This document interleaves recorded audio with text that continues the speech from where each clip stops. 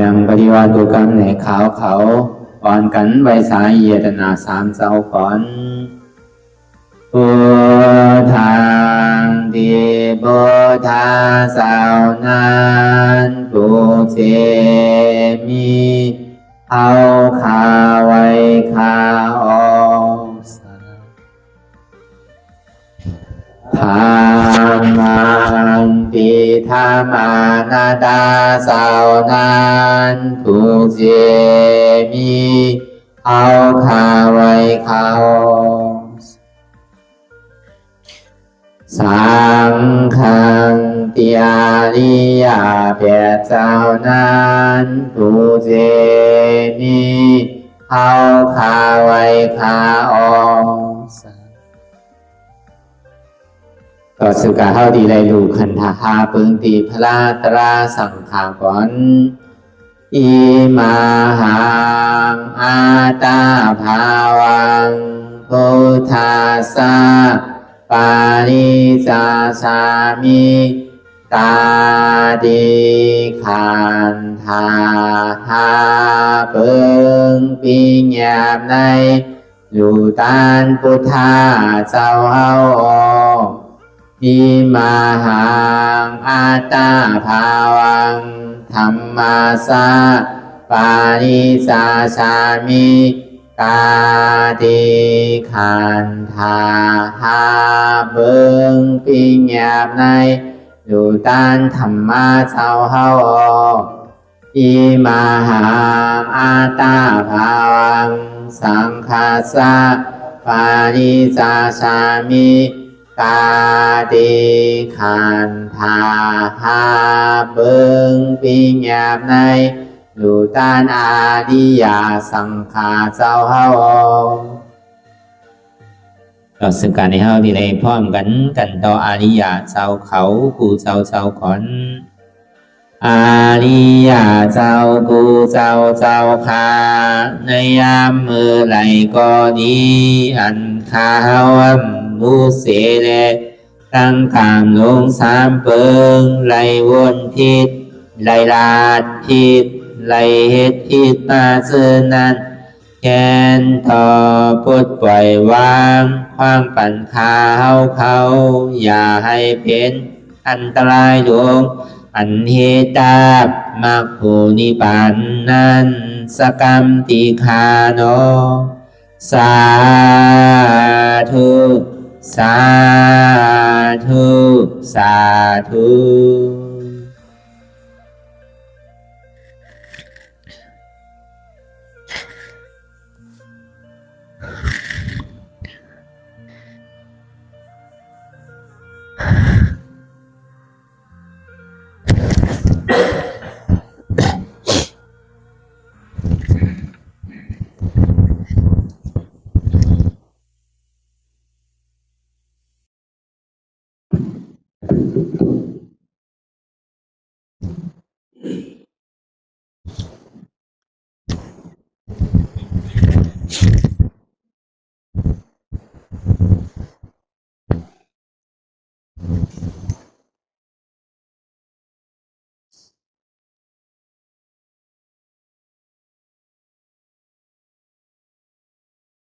บอกตั้งหลังอันชื่อสังนะชื่อสังแต่มินเนาะต่างสูงอีกนึงอ่ะเอาต่างที่ไหนเอาต่างนี่นั่น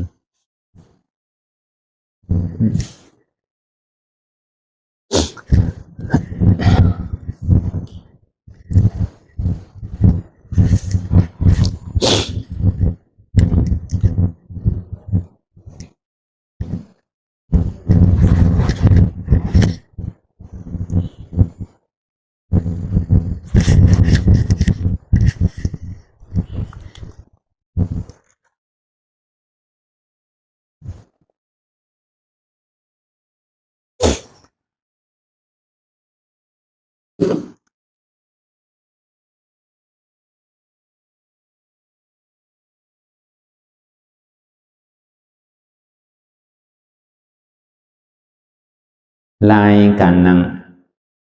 อนัตตาวิปัสสนาภาวนา Hàn yọt thăm anatta này này. Còn đang suốt này có hâu nằm khá cài cụt. Khá quá thấp tặng khá sai có lại ẩn nấn khá sai thấp tặng khá quá có lại. Mưa sòng khón tặng tắc. Bây giờ vậy tôi sự sự.อย่าไปเคียงบนนะอย่าไปหย่อนย่านบนนะก็要ในเฮารับหูเนอเปิดหุยานปิญญารับตาเนอเปิดตาญาณปิญญาอยากตัวนี้มันน้อ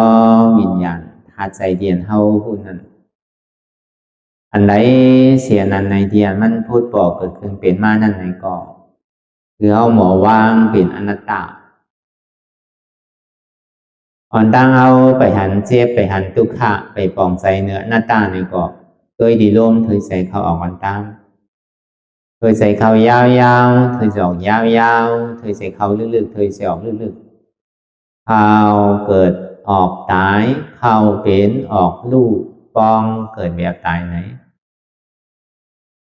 ใจว่าคือเขาด้วยหลอกหลายๆแกคือเขามีหยาดตั้งหันสื่อใส่หยาดตั้งวนสื่อใส่อันเฉพาะที่มันนำอู้เปิงเลยเอาตั้งแต่ชื่อคนต่อไปกินแน่มันมีอันในพองหลานในที่ว่าเป็นเฮามีเฮาเตียนเฮาอู้เปิงพองมันชี้สั่งไรเนี่ยตอนหนังร่มเธอใจเขาออกนั่นเขาเย่าอย่าไปคือออกรู้ในดีไรอ่ำไรออกเย่าอย่าไปเขาขึ้นรู้ในสองดีไรเหมือนไรป้องเย่าอย่าไปเวียบได้รู้ในสองดีไรเหมือนไรเวียบเย่าอย่าไปป้องขึ้นรู้ในสองดีไรเหมือนไรเพราะว่าเขาเย้าในมันออกหัวมันติดตายออกเย้าในมันเขาขึ้นในหัวติดตายป้องเย้าในมันเวียบหัวติดตายเวียบเย้าป้องขึ้นในหัวติดตายพอตายเย้าก็เกิดเย้าก็ตายเดือเสเกิดตายในมันมีอะไรแทงพอยังตึงมีลองตั้งเกิดตายอยู่ที่ติ้งเนี่ยแต่ก็ทุกขาที่ติ้งนั่นนะตั้งหลังพ้นมากกว่าทุกขานั่นนะก็เบอร์เฮาเฮ็ดเหตุทางเงาจ้องเกิดไว้ก็เฮาดีไรตายเฮาเฮ็ดเหตุทางเงาจ้องตายไว้ก็เฮาดีไรเกิดออกมาพอมีเกิดก็มีตายมีตายก็มีเกิดนิดๆพอมีเกิดมีตายนิดๆก็ทุกขานิดๆนั่นน่ะที่อุ่นข้ามพระเป็นเจ้าว่าจาติทุกขาเกิดก็เป็นทุกขาจาราทุกขาเขามากกว่าเป็นทุกขาแค่ที่วิทุกขา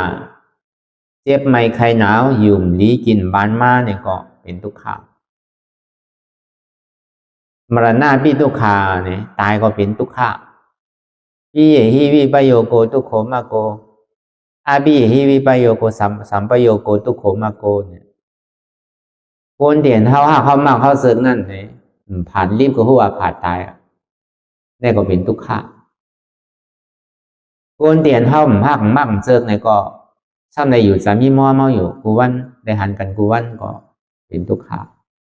อันเท่าใครไรแหลมไรก็เป็นทุกขาอันเท่าใครไรซ้ำไรนั่นก็ทำเป็นทุกขานั่นก็ทีเลยว่าเขาเกิดมาเนี่ยก็ดีว่าเต้ก็มีกับกองทุกขาไว้หนังก็เปี่ยวโจแก็บโจข้าวเปี่ยวมือกินในมือนอนเงี้ยหนังก็เลยเสียนั่นโดยเหตุการณ์ของตั้งวันนั่นน่ะให้การทุกข้าวทั้งวันนั่นน่ะเมื่อเปี่ยวเต้ก็เมื่อกินเนี้ยเมื่อเท่านอนเงี้ยน่ะโดยเสียนั่นเนี่ย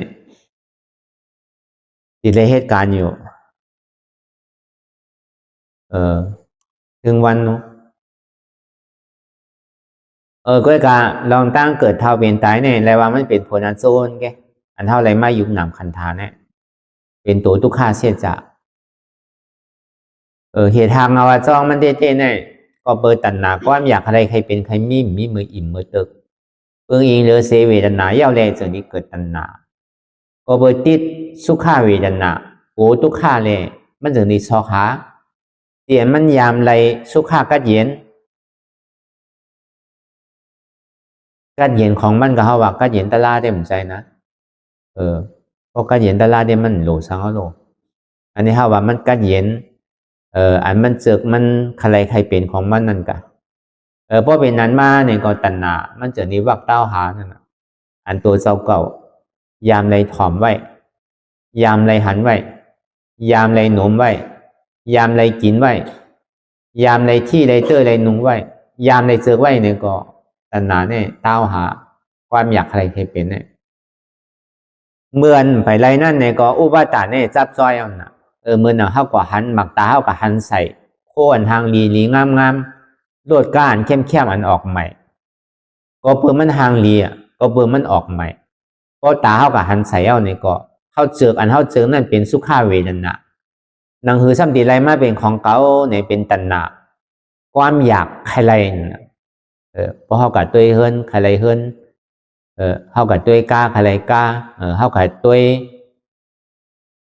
โคนงโคไว้ในเฮาใครไรโคนงโคไว้ก็เปิดมันทางหลี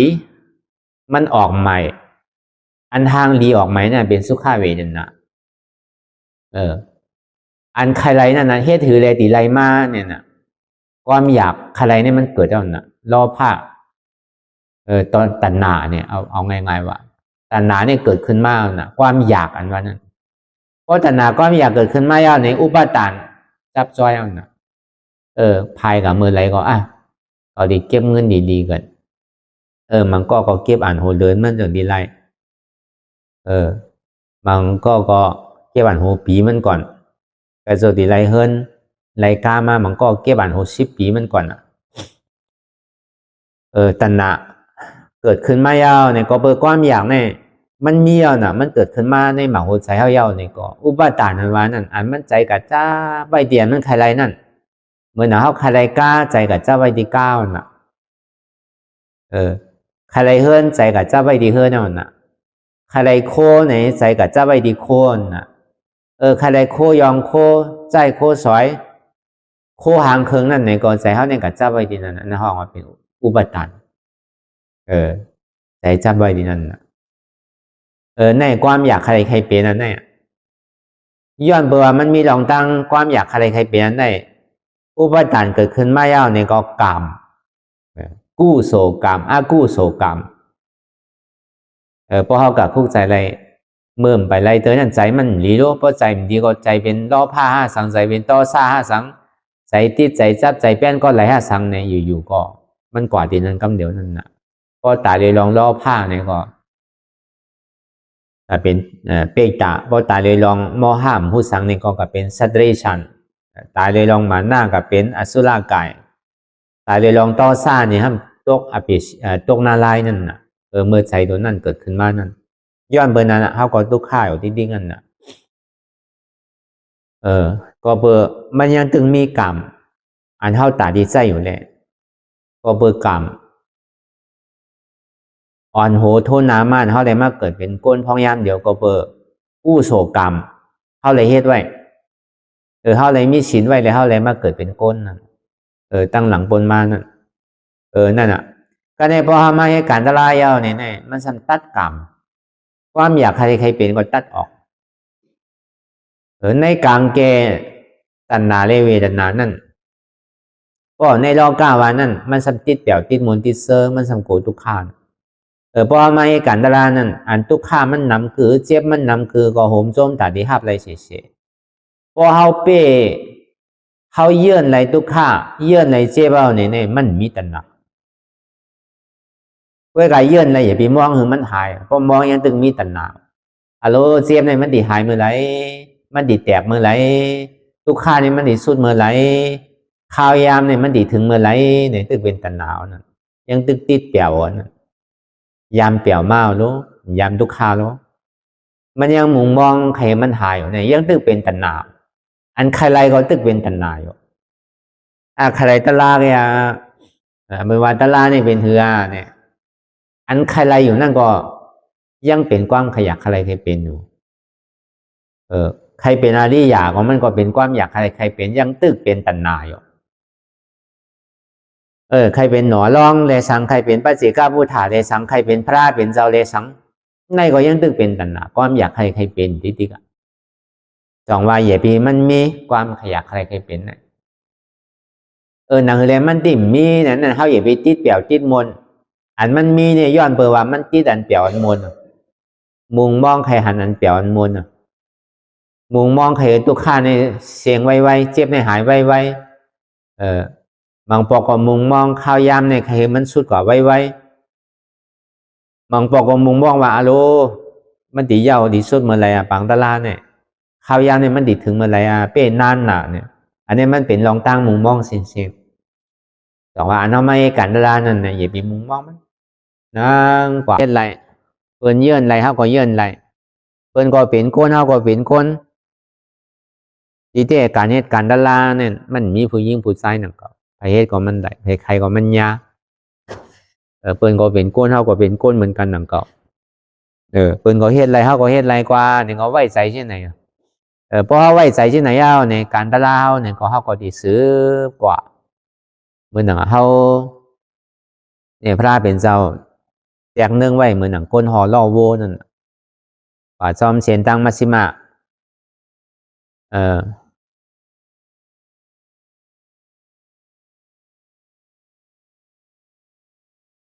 ปฏิปทานนั่นไว้ใจเหมือนหนังก้นหอล่อโวเนี่ยนะทิ้งโวหลีทิ้งล่อมันหนีก้วยการเมืองเท่าที่ออกข้าวตั้งนั่นเนี่ยข้าวตั้งเท่าที่เมื่อเนี่ยมันดีใจข้าวยามหมอกกระหือ2 ชั่วโมง 3 ชั่วโมง 5เนี่ยก็หู้ข้าวตั้งมันเนี่ยเพราะหู้ข้าวตั้งมันเนี่ยก็มันก็อ่อยเยอะโวนั่นต่อถึงโวบ่กินปันมันกินน้ำพอมันกินน้ำเมาเนี่ยก็ตัวหางล่อดีมันดูมันก่อยมันปังดีไรเนี่ยก็เมเพราะมันดูมเดียวปังเนี่ยก็สั่งถูกไม้ยาวเนี่ยก็มันจะได้เอาโว2 ตัวมาเดียวก็คืนขี่ล่อโวก็คืนขี่ล่อโวยาวเนี่ยก็ค่ากว่าดีกันอย่าไปเอาใจโววานั่นนะเพราะเอาใจโววามันไรโลตัวเราคนหอล่อโวนั่นมันดีไรตื้อเจอโวไว้ยีรีน่ะมือขวานเนื้อจันเจอไว้มือขวานเนื้อยับควันไว้น่ะเพราะมันกะหันเยอะหันยางใครกึดกินอ่ะมันกะหันนำใครกึดกินอ่ะป้องกะหาก็หันกูมันเนี่ยก็ใครกึดอ่ะเพราะเป็นนั้นในก็ดีไรทิ้งมันในพลาดกว่าดีๆป้องใครกึดก็ตัวเราเหมือนก้นหอล่อโวเนี่ยเป็นที่นั่นเนาะกว่าตั้งซื้อยังไรทิ้งไหนบีว่ากว่าตั้งโกดเตอก็ดีเลี้ยวซ้ายเนี่ยดีเลี้ยวซ้ายเจอนั่นจันมาตั้งซ้ายเพราะมันใครกว่าในท่านดีเลยห้องใส่เพราะห้องนี้ย่ำไปนึงเนี่ยดีเลยพัดใส่มันเนี่ยมันถึงดีกว่ากล้วยโวน่ะเพราะดีเลี้ยวผายกว่าเนี่ยก็ตื้นมาผายกว่าห้องใส่เพราะมันกว่าสมองไม่พัดมันถึงดีกว่าแล้วในพอดีกว่าซื้อๆนะครับตื้อเชือกนั่นซื้อกว่าเยาวก็พัดกว่าตั้งซื้อห้องป้อมกว่าเนี่ยก็ซ้ำดีเลยพัดกว่าคือมันซื้ออันเท่าเนี่ยไว้ใจเหมือนหนังก้นหอล่อมันนั่นป้อมไปถึงตีถึงตั้งเธอก็เข้าติ่มกึดเตือนนั่นเพราะเอาสมาธิอ่อนโหเนี่ยมันเหมือนหนังจอมใจโว้นั่นหันอยู่มันบ้วนเตะเย็นฉีไว้มันเจ็บก็มาอยู่ใจพงผิวมากก็อยู่เฮ็ดเหมือนหุ่มบ้วนมันเนี่ยโอดรีบโอดตายเลยอยู่กว่าเหมือนหนังลืมมันเป็นแก้เป็นข้ามเนี่ยอันนั้นเอาใจโว้ว่าเพราะเป็นที่นั้นในอันตะเลมันดีมาซองเปิงนึงมันดีเกิดนิมิกมันดีกว่าหันไตหันเนื้อ2มาเนี่ยมันดีเงาลับตีเต้เนี่ยก็เปิดมันบ้วนสั่งเลยมันรับกันหนังเก่ามันนิมิกันว่านั่น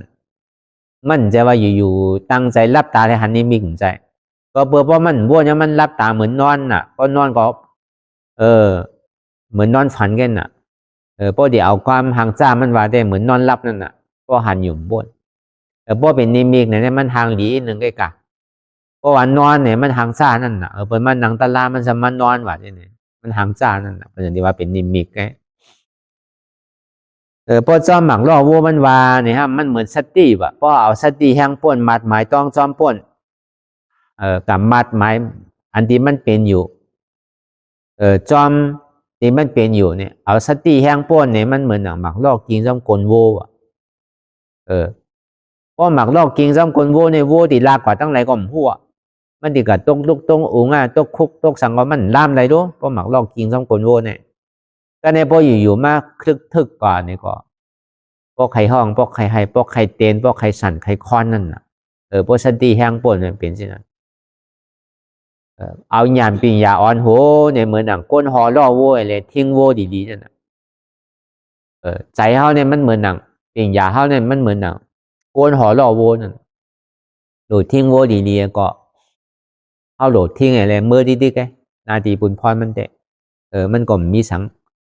ในความตัณหาอยากใครเป็นใครมีเนี่ยมันเป็นเหตุทางเอาจ้องทุกข์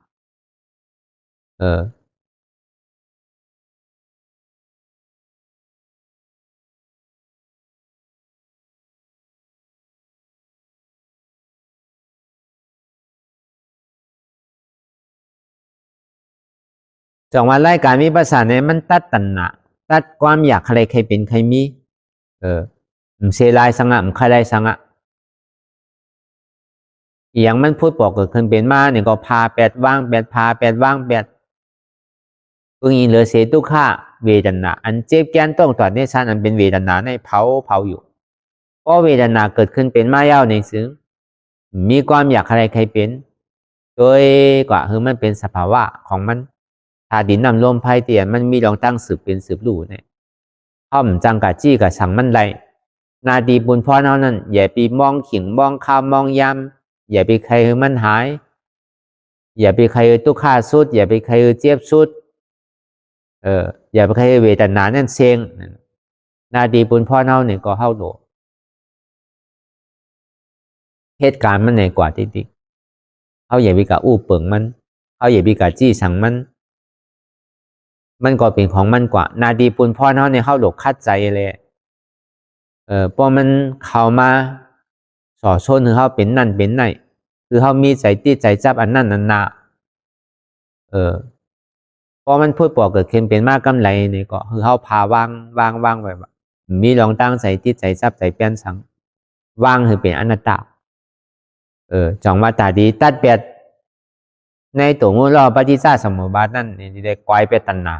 ในกังเกวิตนาในตัณหานั่นตัณหาเนี่ยมันเป็นเหตุปัจจุบันตาที่เป็นผลอนาคตเพราะว่าเขาจอมตัณหาเนี่ยมันดีเป็นเหตุตาที่เลยเกิดเลยเท่าเลยเป็นเลยตายทั้งจองว่าพอมีตัณหาก็มีอุปาทานก็กรรมกุโสกรรมอกุโสกรรมมันก็เป็นภาวะกำเดียวเพราะปุญิเลเสกังก็เกิดกำเดียวตายก็เกิดกำเดียวก็ในพอตัดกรรมแปรในก็ภาวะดีเกศสุดมันในก็มันลงตั้งใจอันคืนตั้งเหนืออันมันอ่อนเขาลงตั้งใจเนี่ยก็เพื่อเข้าใจติดใจจับใจเปลี่ยนอันนั่นอันนาใจติดลูกติดหลานใจติดหอติดเฮินใจติดโอกจากโคของเงินคำจะไหนน่ะพอเขาปล่อยภาวะในได้เสียงเอาเนี่ยมันจางกว่าตั้งไหลรู้ตั้งใจเนี่ยเดือเสียหลุดลันขึ้นตั้งเหนือกันนะบ่มเอาสังเอาก็พอวางไหลเอาเนี่ยก็ขึ้นตั้งเหนือกำเดียวจังหวะเท่าไรเฮ็ดกู้โศกกรรมสังไว้เนี่ยก็มันตึงกับหางแห้งไว้มั่วเจ้าอันเท่าไรเฮ็ดไว้นั่นมันพายได้ก่อนตั้งใดมันซ้ำขึ้นดีส่งผลอโจขึ้นก็หนังเก่าด้วยการนั้นมันเป็นรองเล็กรองใหญ่อันเท่าโดเฮ็ดเหมือนเดี๋ยวเนี่ยเท่าโดฮัดจุนอย่าไปหักโตโกตายอย่าไปหักขันถาพ่นก็เบอร์ขันถานี่มันเป็นตัวอโจทุกข้าให้มันจะเป็นเหตุทางเอาจ้องทุกข้าเด้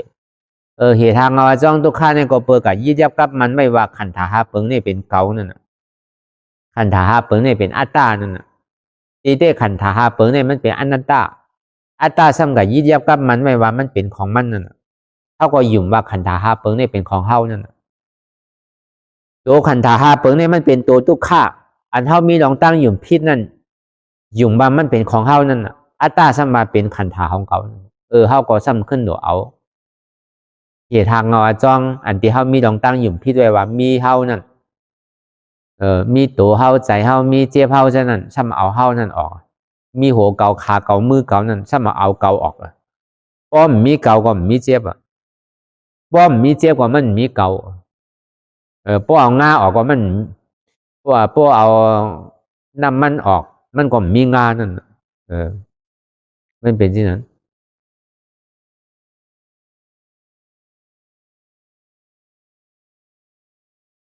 อันนี้มันเป็นตัวเหตุทางเอาจ้องนั่นในกองเขาป้อป่องลองเจ็บแกนตรงต่อนิสานเนี่ยมันเป็นผลอาโจไงนี่ก็มันพูดป่อมาตีไหลตั้งเดชชิโกต่อไปตินไหนมันมีหลองตั้งเจ็บแกนตรงต่อนิสานในห้องเป็นสภาวะยุคเตียนมันมีหลองตั้งสืบเป็นสืบลู่แหลกลายค่ายกว่าสืบเป็นสืบลู่แหลกลายค่ายกว่าเจ็บเนี่ยมันใจว่ามีเป็นคือเป็นศอกเป็นว่าเป็นลักมันสืบเป็นสืบลู่สืบเป็นสืบลู่เฮาดิงกะให้ฮับตับมันได้ มันก็กว่าหังมันสินั่นน่ะมันเกิดขึ้นตั้งอยู่เย้าลู่กว่าเกิดขึ้นตั้งอยู่เย้าลู่กว่าเนี่ยมันเป็นสภาวะอยู่ก็ดีว่าเป็นใจเฮาเนี่ยก็ซ้ำใจนั่งเก่าเพราะมันเป็นใจเฮาเนี่ยอันไรก็เฮาหลงอุบเปิงเพราะงั้นมันไรเชียงอันเฮาวนอันเฮาใครใครเป็นนั่นเพราะมันเป็นใจเฮานั่นเป็นเฮาน่ะเป็นนามธาตุนามธาตุซ้ำเป็นหือเจ็บแกนต้องตอนนี้ซานสันไว้คมไตเนี่ยเป็นวายย่อธาตุธาตุลมนักว่าอ่อนแข็งเนี่ยเป็นปัทวีธาตุธาตุดินสู้ตุ่มซับยายจิ้มหยอดนั่นเป็นอาโปธาตุธาตุน้ำนักว่าอ่อนแข็งเนี่ยเป็นปัทวีธาตุธาตุดินไม่กัดอุ่นหนาวเป็นธาตุไฟเนี่ยมันเป็นตัวอันหู้สภาวะธาตุดินน้ำลมไฟ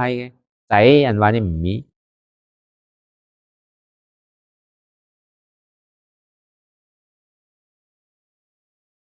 มันเป็นอนัตตาเกาเจ็บเกาแสบเกาไม่เกาแค้นเกาเนี่ยเจ็บเหลือเปินเกาเนี่ยคานใจเหลือเปินก็เหมือนเกาหนังเกาใจว่าเกาห้างก้อยใจว่าเกาเจ็บห้างก้อยเพื่อกาติเลยหมอไว้ว่างใส่ห้าติเลยหมอขามาหมอขามาหมอเยื่อน้ำหมอเยื่อหน้าอันนี้มันมีดิเขาเยื่อนก้อยหนังเกาเพราะโอดไรเยื่อนไรก็เป็นแตงคำนั่นน่ะโอดไรเยื่อนไรก็เป็นลำไม้นั่นน่ะพอคำแจดก็มันนึงแจดเผาคือก็มันตึกเป็นคำหมูนั่นน่ะ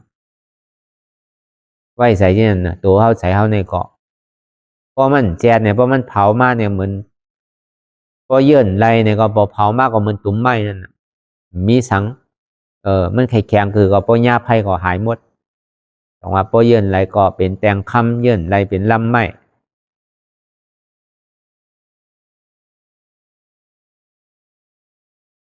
เพราะมันใจเจ้าก็มันเป็นเวทนาคืออย่างนี้เลยเสยุกธาตุน้ำธาตุและจนนี้เกิดเวทนาธาตุแต่ที่ก็ออกนั่นสักเดียวสังก็ออกเอาธรรมะธาตุก็ออกธรรมะธาตุนั่นเป็นอนัตตาใจตัวเก่าใจเก่าใจเจ็บเก่ามันเป็นอนัตตาเนี่ยพอเขาป่องแจงเรื่องใจความตายเขาเนี่ยบางความบาลีก็ว่ายุควิญญาณเวทนาเป็นอนัตตาขันธาห้าเปิงในใจเก่าเป็นอนัตตามันมีลองตั้งหันสังหันอันเจ็บแกนต้องตอดเนี่ยซานผู้สังผู้อันเจ็บแกนต้องหนอเต้นซานภาพสังภาพอันเจ็บแกนต้องตอดเนี่ยซานวางสังตัดสังวางเหตุอจองทุกข้าของอัตตานั่น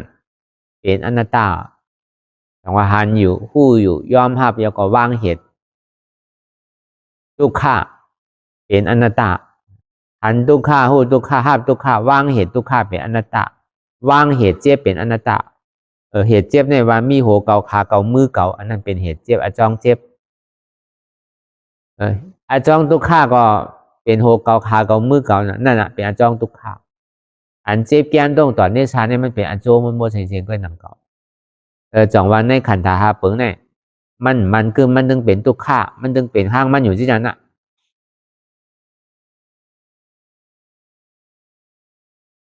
เพราะผู้หันวันในขันธาหาเปิงเนี่ยมันคือยาวมันเป็นทุกข้ายาวเนี่ยเขาจึงดีเกิดสังเวกาจึงดีโมอิ่มมันเนอะเพราะห้ามหันในห้ามอิ่มเขาถามว่ามันคือเขาถามว่ามันเป็นสุขาที่ดีกันเพราะเขาอิ่มเนี่ยเขาหันยาวในบอกว่าพยายานหันเพ่ไพ่ลองตั้งเกิดเท่าเป็นตายในเป็นทุกข้ามมันคือตายเกิดเพราะมันเกิดเป็นก้นก็ดีอยู่ก็มันเป็นก้นนั่นน่ะลงตั้งตายที่ดีกันเพิ่นเฮาเมื่อเฮาเนี่ยมันเป็นเปรียบสีผมมีอย่าไปว่าทางเกิดเป็นก้นก็กระโจดีใหญ่ก็ง่ายๆเนาะ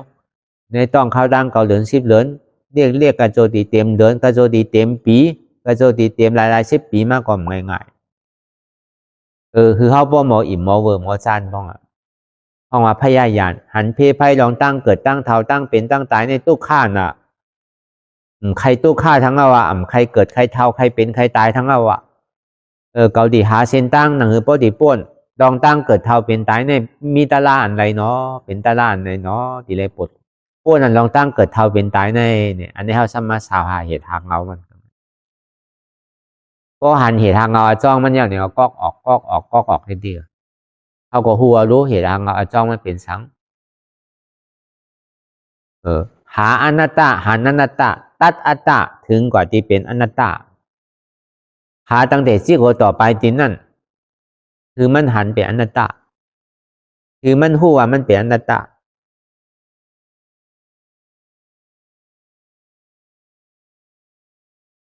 บ่หันอนัตตาปวดเกิดขึ้นมาแล้วเนี่ยก็ตัดเป็นอัตตาเอาอัตตาออกนะอันนี้ก็ตาที่เอาอัตตาออกนี่ก็เขาก็เลยปองอันเท่าว่ามานั่นน่ะดูเขาในกล่อมใจของเขาพอมันเป็นของเขาเต้เนี่ยก็อย่างที่มันเท่ามันเป็นมันตายใจในกล่อมใจของเขาเพราะมันเป็นใจของเขาเต้ในซึ้งอันเท่าใครใดใครเป็นเนี่ยคือมันเตรียมทนมันกล่อมเตรียมทนอันเปรียวอันมวลนั้นเชื่อนั่นก็มันใจของเขา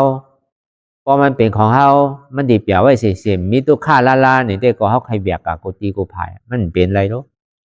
คนเราเนี่ยมังปอกก็โคมังปอกก็ไฮน่ะตุค่าเนี่ยก็อย่าไปเนียดกูมันนั่นน่ะมันมากกว่ามันดีกว่าก็หนังเก่ากล้วยกาปลายซื้อก็มันป้นหนังเก่านะเหมือนหนังเงาเรียนจอมโกนเท่าน่ะกล้วยกามันป้นอยู่เซต้าในกอตานเท่าที่พึกเห็นหู้เลยอยู่จอมมันเนี่ยอันนี้ลำลองพอเขาหมอเห็นหู้อยู่จอมมันก็เหมือนหนังน้ำในน้ำมันติดกันน้ำก็เป็นน้ำน้ำมันก็เป็นน้ำมันติดกัน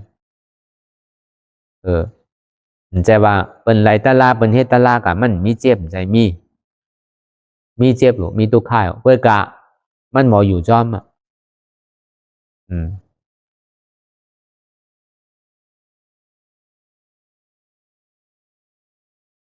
มันบอกเห็นหูอยู่จอมมันเหมือนน้ำในน้ำมันติดกันนั่นอันเท่าในพอตุกข่ามาปอมามันเยินอะไรมันขามอะไร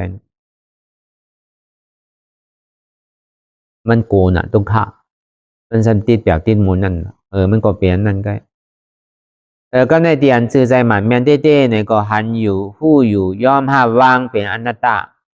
หันเจ็บหู้เจ็บภาพเจ็บหันตุกข่าหู้ตุกข่าภาพตุกข่าวางตุกข่าเป็นอนัตตาทำมีหันว่ามใจโหเก่าใจขาเก่าใจมือเก่าใจตัวเก่าใจเก่าใจเจ็บเก่าทำใจหู้ว่ามันเป็นอนัตตาเนี่ยก็เฮาวนยาวๆเข้ายามหึงอย่าไปว่าไพ่อย่าไปว่าเทิงอันเฮาหันเฮาวนอันเฮาวนเฮาหันนั่นถึงพอเพียงกันว่นต่อถึงเจ็บนั่นพอสุดว่นต่อถึงตุกข่าพอสุดตาต่อถึงอัตตาพอตัวพุทธขาดกว่าอันไรที่มันพูดบอกเกิดขึ้นเป็นมานั่นเนี่ยก็คือเอาหมอวางเป็นอนัตตาไรไหน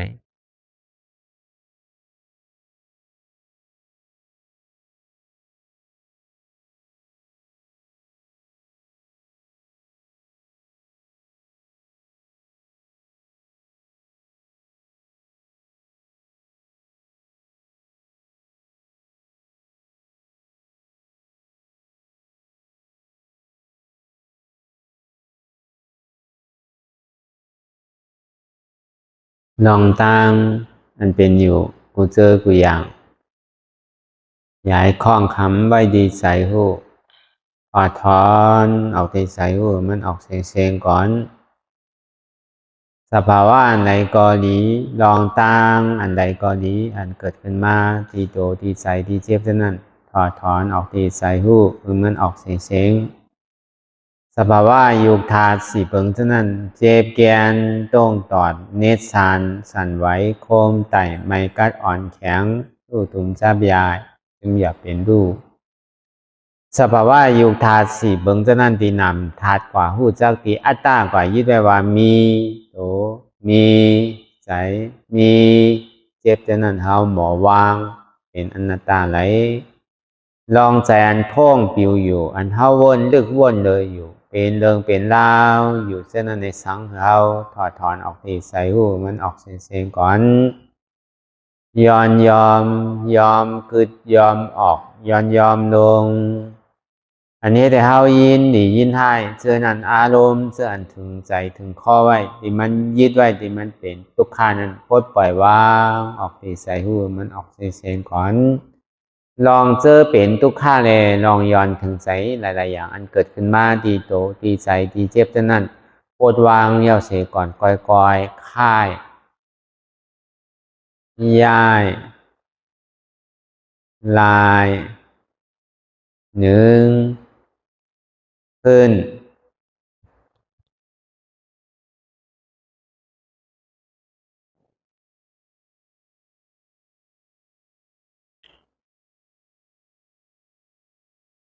ว่ายาวในก้อยๆเปิดตามึนตาลอยในเป็นการปฏิบัติธรรมค้นหายอดธรรมอันเกิดขึ้นดีโตดีใสดีเจ็บอ่ำนั้นค้นหาเหตุหากเงาอจองทุกขาตรงนั้น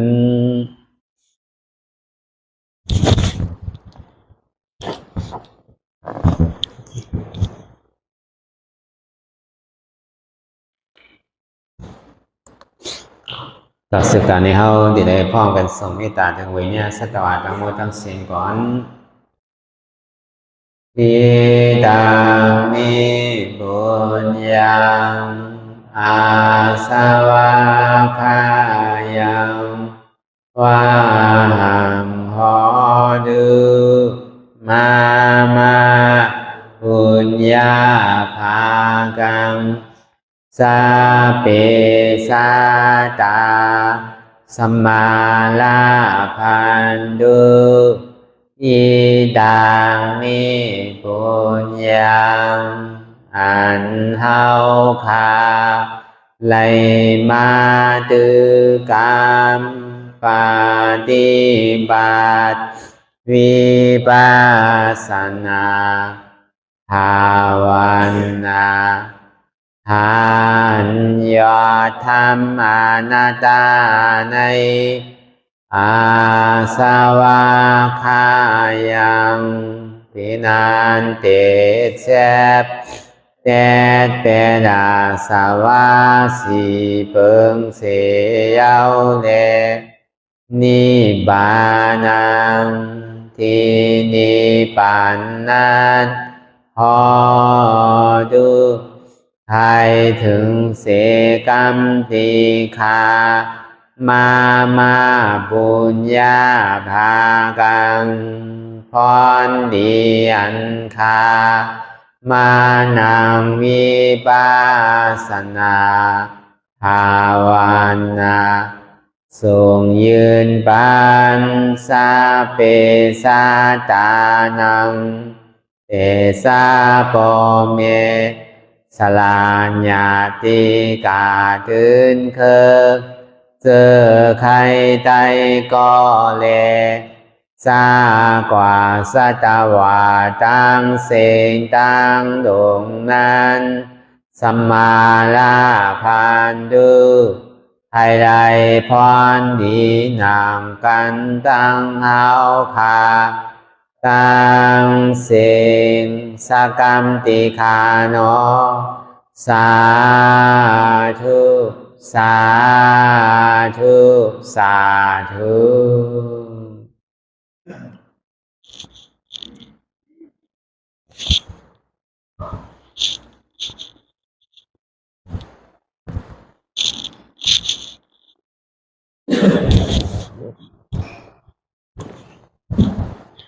ปัจจุบันให้น้อมการเข้าตรงเพราะอันนี้อยากแต่เจ้าผู้เจ้าก่อนอันนี้อยากเจ้าผู้เจ้าทานในยังเมื่อไรก็ดีอันเท้าผู้เสียทั้งการลงสังเกตในบุตรที่ในลาที่ในเด็กที่มาเจอนายังรอก็สวยมาทั้งปัญหาเอาอย่าให้เป็นอันตรายอันเหตุอันโกนิอันนั้นสักการดีงาม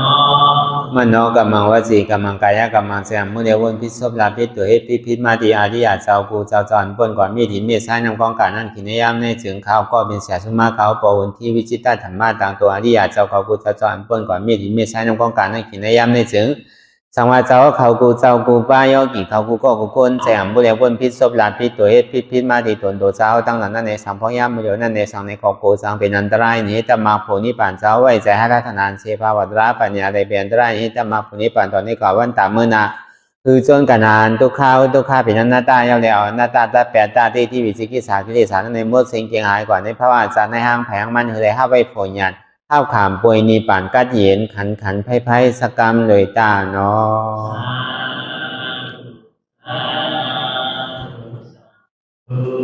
ะ